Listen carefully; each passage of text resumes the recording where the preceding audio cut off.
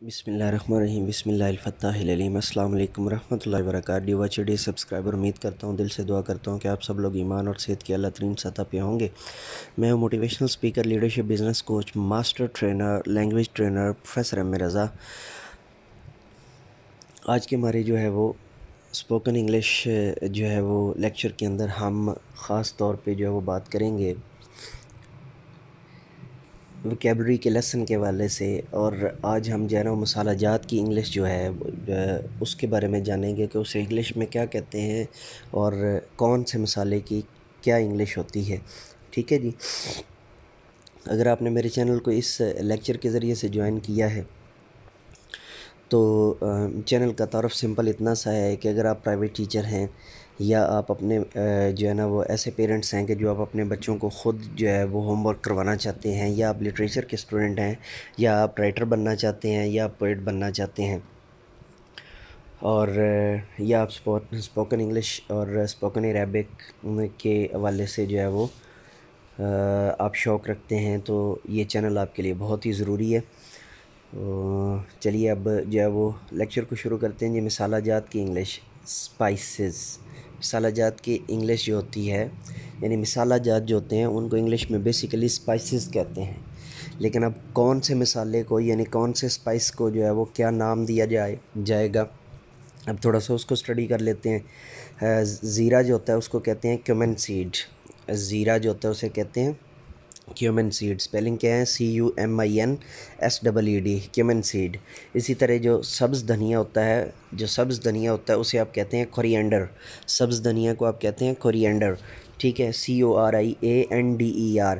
اسی طرح سونف جو ہوتی ہے اس کو آپ کہتے ہیں فینل سیڈ۔ فینل سیڈ جو ہے سپیلنگ کیا ہوں گے FENNELSEED، فینل سیڈ، پارڈن می۔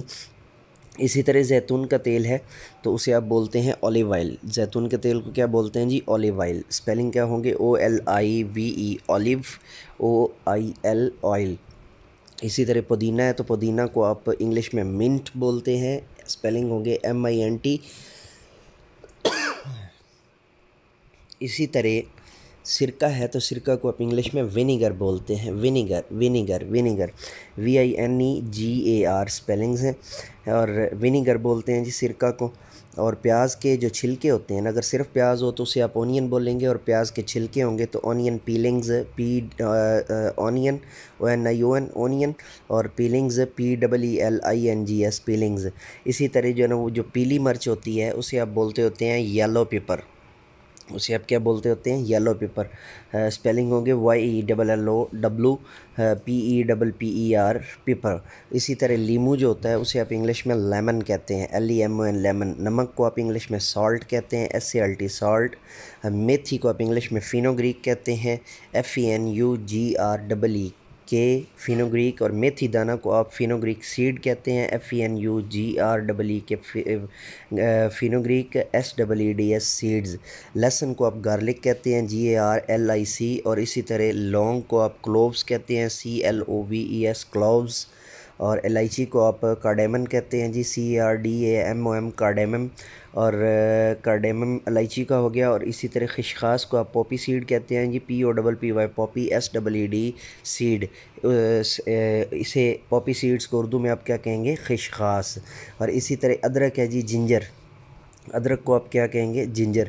تو جنجر کے سپیلنگ کیا ہوں گے؟ GINGER، ginger, GINGER، ginger. اور اسے آپ اردو میں کیا کہیں گے؟ ادرک۔ اور اسی طرح دار چینی، دار چینی کو آپ انگلش میں کہیں گے سنامن۔